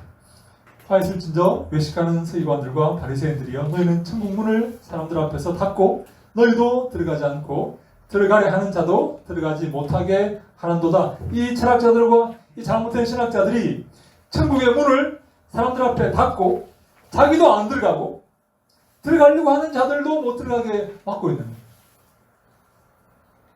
들어가려고 하는 자들, 여러분 신학교에 여러분 맨 처음에 이렇게 입학하면 얼마나 믿음이 좋은지 모릅니다. 믿음이 활활 타고 있습니다. 예, 학교 학생들을 보면 제가 도전을 받습니다. 야, 저렇게 믿어야지. 맞아. 그런데요, 이 잘못된 이 신학자들이 예? 그 학생들의 믿음을, 그 아름다운 믿음을 짓밟아. 너 잘못 알고 있어. 그 근본주의야. 응? 그렇게 꼴통적으로 믿어가지고 되겠어? 응? 사람이 말이야. 사람이 이렇게 융통성이 있어야지. 융통성이 이렇게 가르쳐서 그 아름다운 믿음을 짓밟아 버려. 자기도 구원의 그 천국문에 들어가지 않고 들어가려는 사람도 못 들어가게 막는 거예요. 우리는 그렇게 하면 안 되겠죠? 네, 절대 안 됩니다. 칸트의 철학을 정식으로 받아들인 첫 개신교 신학자는 소위 슐라이어마커랍니다. 이 자유주의 신학의 아버지라는 그런 사람이죠. 이 사람은 종교는 마음의 영역이고 믿음은 절대 의존 감정이다. 감정. 믿음은 감정에 불과한 것이다. 내 느낌이라는 거예요. 느낌. 그래서 여러분도 그렇지 않아요? 믿음이 어떨 때는 믿음이 이렇게 충만한 것처럼 느껴지고 어떤 때는 믿음이 이렇게 떨어지는 것처럼 느껴지고 어떤 때는 내가 믿는 자가 맞는가 이렇게 고민하기도 하고 갈등하기도 하고 이 말씀 위에 믿음이 이렇게 굳게 서서 흔들리지 않는 그런 믿음이 되어야 되는데 그래서 이 슐라이어마커가 이렇게 말하는 게 믿음은 감정이라는 감정 인간의 감정에 불과하다는 거예요. 착각을 하는 거죠. 내가 믿음이 있다라고 착각을 하고 있는 거죠. 여기에서 자유주의 신학의 아버지입니다. 이 사람으로부터 이 자유주의 신학이 등장합니다. 계몽주의가 역사비평 신학자들에게 준 영향, 사고와 믿음의 분리. 사고와 내 이성으로는 인정하지 않지만 그럼에도 우리가 하나님이 필요하다. 신실하게 하나님 말씀을 붙드는 사람들은 사고를 되게 처분한 것이다. 이 사람들은 근본주의자고 이 무식한 사람들이고 생각이 없는 사람들이라는 거예요. 저같이 신실하게 뭐 여러분도 다 그러시겠지만 신실하게 하나님의 말씀만 붙들고 살아가는 사람은 이성을 되게 처분한 사람이다. 무식한 사람이다. 생각이 없는 사람이다. 쉽게 말하면 바보다. 뭐 이런 이야기죠. 2번 성경에서는 하나님에 대한 인식을 얻을 수가 없다. 성경은 인간의 믿음의 증거를 담고 있을 뿐이다. 3번 인류는 발전한다. 그래서 과거의 미신적 세계관은 수정되어야 한다. 이 칸트가 유명한 말을 하죠. 옛날에 우리는 원시적인 삶을 살았다는 거예요. 원시적인 삶을. 자, 여기 보세요. 원시적인 삶을 살았는데 지금은 성경 시대의 삶을 살고 있다. 성경 시대를 살고 있다는 거예요. 근데 앞으로는 성경 이후의 삶을 살아야 한다는 거예요. 앞으로는 여러분 성경 이후의 삶이 어떤 삶입니까? 미신을 제거하고 잘못된 성경의 잘못된 그런 것들을 율법을 제거하고 필요 없는 것들을 제거하고 앞으로 미래의 삶을 살아야 한다는 그런 말. 여기 진화론. 여러분 그렇습니까? 우리 과거에 살았던 사람들 원시적인 사람들이었습니까? 이 사람은 아름다운 도덕과 아름다운 믿음과 아름다운 그런 모습을 갖지 못했습니까? 전혀 그렇지 않습니다. 얼마나 아름다운 하나님이 아담을 얼마나 아름답게 창조했는지 몰라요. 이 하나님 말씀은 이 땅이 끝날 때까지 1.1핵도 떨어지지 않고 없어지지 않고 그대로 적용될 줄로 믿습니다. 아멘. 그 믿으셔야 됩니다. 하나님 말씀 영원하시고 그 말씀은 절대 진리가 되고 그 말씀은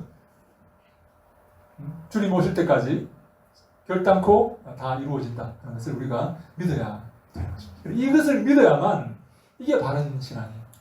말씀은 그때 이야기고 지금은 달라. 말씀은 말씀이고 말씀은 2000년 전에 했던 이야기고 팔레스타인에서 그때 어부들에게 했던 이야기고 나에게 적용되지 않아. 나는 21세기를 초현대 이 AI 시대를 내가 살아가는데 그 고리타분한 그 말씀을 내가 붙들고 살아야 돼? 라고 말하는 것은 말씀을 하나님 말씀으로 절대 진리로 인정하지 않는 것입니다. 여러분 말씀을 절대 진리로 인정하시기 바랍니다. 이게 이렇게 하지 않으면 역사가 일어나지 않습니다. 하나님 말씀을 받아들이지 않으면 역사가 있지 않아요. 역사는요 말씀을 통해 일어나는 것입니다. 4번 이론론적 세계는 보이는 세계일 뿐이지 보이지 않는 세계는 없다. 그래서 여러분 결국 이 사람들은 이 칸트나 철학자들은 결국 이 세계만 인정하는 거예요. 이것을 말하면서 그래도 하나님을 섬겨야 되고 하나님을 계셔야 된다. 도덕적인 영역에서 하나님이 있다. 뭐 이렇게 말하는 사람은 이 소위 양다리는 결국 이 세계만 인정하겠다는 말이다. 이게 이론론적인, 이원론적인 이 영적인 세계가 있고 육적인 세계가 있다는 말이 아니라 이 사람들은 이것만 인정하는 거예요. 유물론자들이죠. 성경은 비판되어야 한다. 왜? 옛 유물이기 때문에. 6번 용기를 내서 우리가 성경 우리 이성을 사용해야 한다. 용기를 내라. 여러분 용기를 내세요. 성경을 과감하게 비판하세요. 여러분 어떻습니까? 굉장히 뭔가 이렇게 충만해 올라오지 않습니까? 네. 용기를 내서 두려워하지 말고 하고 담대히 성경을 비판하라 이렇게 말하니까 얼마나 얼마나 칸트가 사람을 이렇게 흥분되게 만듭니까? 그러나 이것은 헛된 속임수이다. 우리 골로새서 2장 8절로 10절 말씀 함께 읽습니다. 시작.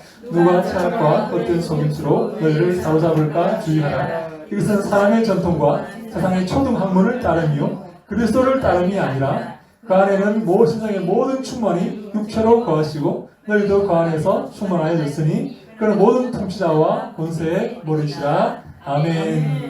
네, 그리스도를 따름이 아니라 세상의 철학과 헛된 속임수로 전통과 초등 학문을 따르는 것이고 그리스도를 따르는 것이 아니라는 거예요. 이걸 따르고 있다. 많은 신학자들은 현명해진다는 마귀의 꼬임에 빠져서 철학이라는 금단의 열매를 먹고 말았다. 참된 성도는 성경으로 돌아가야 한다. 성경은 삼일체 하나님의 창조와 하나님의 절대성을 강조한다. 참된 인식과 믿음은 오직 하나님 말씀을 통해 생기게 된다. 이런 하나님 중심주의만 우리에게 일어나는 세상의 모든 죄악의 문제들을 해결할 수가 있다. 네, 성경은요 하나님 절대성을 강조합니다. 근데 여러분 잠깐만 한번 볼까요? 하나님 절대성을 말하면요, 여러분 많은 사람들이 좋아하느냐 싫어하느냐 싫어합니다. 하나님의 절대 권위 어디 하나님 앞에서 어디 그렇게 행동을 해? 감히 젊은 아이들이 제일 싫어하는 말이 감히가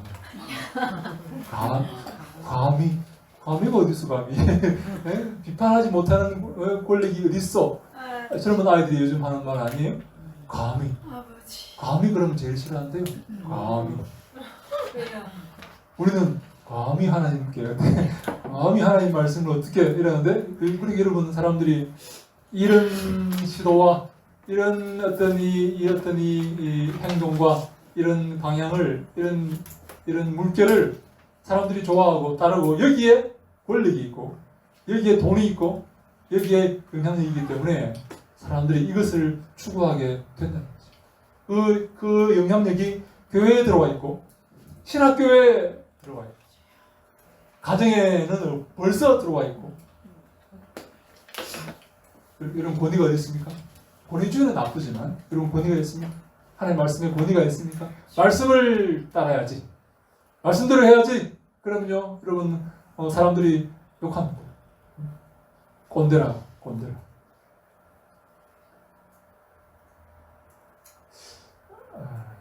그런 자세, 말씀만 따르고 말씀 절대 우선주의로 살아가면 이 땅에서 점점 살기 힘든 그런 시대가 오게 될 것입니다. 그렇지 않습니까? 여러분, 네. 요즘 말씀만 강조하고 설교하고 그런 교회가 있습니까? 이 교회 빼고 네. 여러분 교회 빼고 여러분 교회 빼고 네. 사람들의 비율을 맞추지 않습니까? 죄 이야기 합니까? 여러분? 죄 설교합니까? 회개하라고 선포하는 그런 목회자가 있습니까? 있습니다. 네. 여러분 교회 빼고 교수님, 왜 그 당시에 이렇게 도덕을 강조하고 이성을 강조하는 갑자기 그런 시대적인 그런 뭔가 배경이 네, 맞아요. 그런 시대적인 배경이 있거든요. 좀 같이 이렇게 맞물려서 가잖아요. 그럼요. 그런 배경이 있거든요. 시대적인 배경이 있는데 제가 솔직하게 양심적으로 이렇게 생각을 해보니까 여러 가지 이게 하나님의 이 모든 이 사조와 이런 시도들이 하나님의 말씀의 절대성에 도전하는 거죠. 대적하는 거죠. 근데 우리가 당시 시대적인 여러 가지 고려사항들이 있거든요. 그 당시에 참 독특한 그런 어떤 상황들이 있겠죠. 그리고 철학자들도 독특한 어떤 자기들의 입장이 있겠죠. 자기들이 공부해왔고 생각해왔던 그런 배경도 있겠고. 근데 그것들을 총망라해서 볼 때 하나님의 이 말씀의 절대성, 유일중보자 예수 그리스도, 오직 예수 그리스도만 우리의 구원자 되신다. 다른 아무것도 우리의 구원이 될 수가 없다. 모든 것은 다 조합된 것이고 의는 없나니 하나도 없다. 오직 하나님의 말씀만 절대 진리다 하는 이 전통적인 이 절대 진리의 어떤 이 권위를 훼손하려고 하는 악한 마귀의 자기입니다. 근데 이 사람들이 포장은 굉장히 좋게 합니다. 이 사람들을 설명해야 되지 않느냐, 진화론을. 우리가 과학 시대에 살고 있지 않느냐고 이렇게 설명하기를 시도하면서 이것과 손을 잡는데, 그러나 결론은 그들은 하나님의 절대 어떤 이 권위를 훼손하려고 하는 것이죠. 근데 한편으로는 이건 제 개인적인 주관적인 생각인데요. 한편으로는 그 당시 종교를 가지고서 사람들을 억압하는 그런, 그러니까 하나님의 이름으로 사람들을 자유롭게 하는 게 아니라 신앙의 이름으로, 하나님의 이름으로 사람들을 억압하는 뭔가 그런 영적인 규례라든가 그런 것들도 작용이 조금 없지 않아 있었나라는 그런 생각이 네, 그 있을 거예요. 네, 하나님의 어떤 이렇게 그 교회에서 강압적으로 하고 하는 그런 게 있을 겁니다. 그런 게 반드시 있을 거예요. 가톨릭도 마찬가지고 반드시 있는데 우리가 오히려 바른 진리가 선포가 안 됐기 때문에 오히려 더 그런 억압 가운데 있다 보니까, 가톨릭이나 이런 데 억압 가운데 있다 보니까 뭔가 인간 안에 기본적으로 있는 그런 자유에 대한 어떤 욕구랄까요? 그런 것들도 약간의 어떤 표출. 그럼요, 맞습니다. 이 고전주의가 17세기 18세기 고전주의가 뭡니까? 고전주의 클래시시즘, 고전으로 돌아간다는 거죠. 고전은 뭘 말합니까? 헬레니즘으로 돌아가는 걸 말해요. 고전은 헬레니즘이 뭡니까? 그 철학자들이 자유롭게 자기 마음대로 짓거렸던 그 헬레니즘, 그 철학의 시대로 돌아가는 거예요. 고전을 왜 사람들이 당시에 사모하고 고전으로 돌아가기를 원했을까요? 18세기에서 왜 다시 1세기로 돌아가기를 원했을까요? 그 그리스 철학자들의 시대로 돌아가기를 원했을까요? 그 자유함. 내 마음대로 말하고 내 마음대로 이렇게 짓거려도 되는 그 자유함 때문에. 근데요, 그런 것과 연관되어서 자유주의가 등장하게 되는 거예요. 18세기, 19세기에. 근데 이 자유롭고자 하는 그런 시도, 내가 정말 내 마음대로 말하고 싶어. 하나님 어떤 강제와 억압과 어떤 이 율법, 규율이 아니라 내 마음대로 하고 싶다는 이 하나의 이 자유주의는 사실 이 시대를 막론하고 다 있었거든요. 근데 우리가 정말 하나님 말씀을 바로 이해하고 진리가 너희를 자유케 하리라는 그 진리 안에서 우리가 자유해야지, 진리를 따라서 진리를 파괴하면서 진리를 공격하면서 내가 자유롭고자 하는 것은 잘못된 자유라는 거죠. 우리가 그렇잖아요, 그죠? 여러분, 배 안에 있을 때가 배 안에 있는 사람이 자유롭습니까? 바닷속으로 뛰어든 사람이 자유롭습니까? 잘 모르겠습니까? 네. 네. 네. 자유라는 것은 하나의 규율과 하나의 그 테두리 안에서 이루어지는 거예요. 자기 마음대로 하는 것을 방종이라고. 네? 좋은 질문 하셨는데, 그는 우리가 그런 시대적 배경을 우리가 충분히 감안하더라도, 이 사람들의 어떤 이 영향은, 이 잘못된 이 자유에 대한 영향은 지금도, 지금 독일 신학교가 다 망했습니다.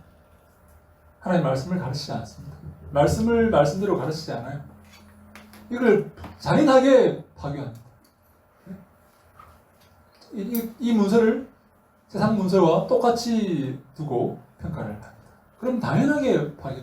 여러분, 자기 마음에 안 드는 것을 학자들이 자기 마음에 안 드는 구절을 가만두겠습니까?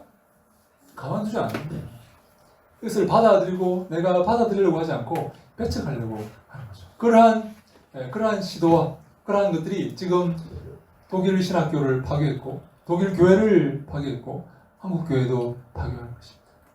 독일에서 가장 보수주의. 그럼 독일의 가장 보수적인 신학교가 튜빙겐 신학교죠. 튜빙겐 신학교가 그렇게 되었다면 다른 신학교는 볼 것이 없는 거죠. 그러면 주전 시대에 보면 BC, 그러니까 AD가 있기 전에 많은 신들이 있었잖아요. 그렇죠. 예수님 그 활동하셨던 그 당시에도 많은 신들이 있었잖아요. 근데 예수님이 오시고 초대교인들이 부흥을 하면서 그 어떤 천주교나 기독교에 대한 문화들이 많다 보니까 종교가 권력이 돼가지고 사람들이 그 불만으로 지금 이렇게 다시 이렇게 돌아가자고 하는 그런 내용들도 있을까요? 다시 한번. 네. 그렇죠. 그러니까 초대교회가 되기 전에, 그러니까 주전 시대에 있었던 많은 신들을 섬겼던 민족들이 있었을 거 아니에요. 네. 팔레스타인 주변도 마찬가지겠지만, 그리고 이제 초대교회가 부흥되고 이게 이제 커지면서 종교라는 걸 이렇게 권력화되고 이렇기 때문에 사람들이 거기에 대한 불만이 계속적으로 쌓여가지고 다시 주전으로 돌아가자. 로마 그리스 시대의 그 헬레니즘으로 다시 돌아가자고 하는 그런 뜻이 담겨져 있었을까요? 그 시대적으로 보면. 그렇죠. 원래 하나님 말씀이 없을 때는 자기 마음대로 살았죠. 방종했죠, 그죠? 자기 마음대로 자기 속에 오른 대로 행동했겠죠. 근데 하나님 말씀이 들어왔어요. 말씀 육신에 대해서 우리 가운데 가셔서 생명의 말씀을 주었어요. 근데 그것이 하나의 권위가 되었어요. 교회가 되고 교회에서 또 어떤 또 잘못된 그런 권위를 행사하기도 했겠죠. 그래서 반발이 있을 수 있겠죠. 근데 우리가 물론 그런 잘못된 이 권위에 대한 반발로 그런 일이 벌어질 수 있지만 그 반발은 반드시 말씀으로 돌아가야 돼요. 잘못된 권위가 있습니까? 잘못된 교회가 있고 목사가 있습니까? 말씀으로 돌아가자고 해야 돼요. 그죠? 나는 다른 헬레니즘으로 돌아가자, 고전으로 돌아가자 하면 안 되는 거예요. 내 마음대로 하겠다 하면 안 되는 거예요. 잘못되었습니까? 뭐가 잘못되었습니까? 말씀에 비추어 잘못된 거예요. 그죠? 말씀이 기준이 되어야 되는 거죠. 말씀으로 돌아가야 되는 거예요. 말씀이 뭘 말하는지를 한번 살펴보자. 그렇게 되어야 되는 거죠. 말씀이 가장 중요합니다. 그래서 여러분, 성경은 끊임없이 말합니다. 복 있는 사람은 말씀을 즐거워하는 사람. 사람들이 말씀으로 돌아가려고 하지 않습니다. 말씀이 나를 강제하기 때문에 그래요. 여러분 저는 제대한 지 20년이 넘는데도 불구하고 꿈을 꿉니다. 군대 두들겨 맞는 꿈을 꿉니다. 잡혀가는 꿈을 꿉니다. 군대로 다시 잡혀가는 거예요. 와! 이러면서 안돼! 이러면서 막 꿈을 깨는데 안돼! 그럴 수 없어! 이러면서 쫓아가고 있으면 군대에서 기고 있어요. 막 기고 있어. 군대가 들어가 기고 있어. 막 이렇게 막 기고 얼굴이 내가 기고 있어. 그래 안돼! 이러고 꿈을 땀을 벌리면서 꿈을 깨는 거예요. 왜 그렇습니까? 거기는 강제하기 때문에 자유를 빼앗은 거예요. 네? 더 이상 내 자유는 없는 거예요. 응? 그래서 소위 말하는 이제 군대 말로 까라면 까야 되는 너 자유 없어요. 사람들이 이걸 얼마나 싫어하는지 모릅니다. 그래서 여러분 군대가 내가 근무했던 곳을 향해서는 저 쳐다보지 않습니다. 거기는 다시는 쳐다보지 않습니다. 목사님 90인데 갔어요? 네, 제가 이렇게 네, 훈련을 받았습니다. 그때는 96까지 이렇게. 네. 그만큼 사람들은 이렇게 자유를 박탈당하는 것을 싫어하는 거예요. 근데 우리가 하나님 말씀을 이렇게 우리가 보면 우리의 자유를 박탈하고 있어요.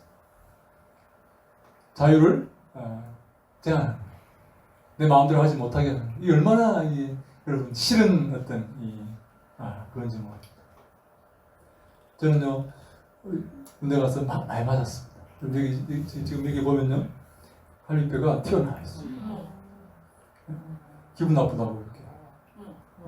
키 크다고. 기분 나쁘다고 이렇게 기도가지고 가슴을 때렸는데 네. 절절됐어. 갈비뼈가 튀어나왔어요. 이게 만져보면 여러분 이렇게 확연히 느낄 수가 있어요.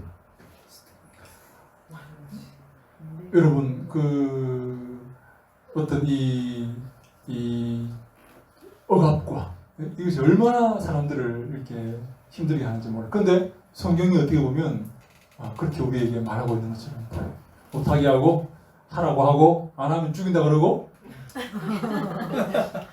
저주받는. 예, 안 하면 사손 대대로 저주가 있다고 설정다. 독사의 저주를 받을 지옥으로 떨어지거나 이러면서 여러분 그러나 우리가 그럼에도 불구하고 하나님의 말씀으로 돌아가야 돼요. 아멘. 그래서 우리가 우리의 자유를 제한하고 하나님의 말씀으로 돌아가는 자가 복 있는 자. 아멘. 그게 주님이 기뻐하시는 사람이고 바로 그러한 사역을 감당하는 자. 다시 말해 말씀에 내 말을 더하는 사람은 어떻게 된다고요? 네? 벌을 더할 것이고 말씀에 내 말씀을 마음대로 이렇게 빼는 사람은 생명책의 이름을 빼겠다고 하시는 말씀 그대로 하는 거예요. 1.1획도 더하거나 빼지 말하는 거예요. 말씀 그대로 하는 사람만 복 있는 사람이고 칭찬받고 인정받는 사람이다. 아멘. 네, 근데 이게요, 여러분 쉬운 게 아니에요. 이런 사람이 복 있는 사람. 이렇게 할 수 있는 사람이 복 있는 사람. 근데 보통 이렇게 이런 좁은 길을 걷는 사람은 많지 않습니다. 많지 않아요. 자기 마음대로 하고 싶지.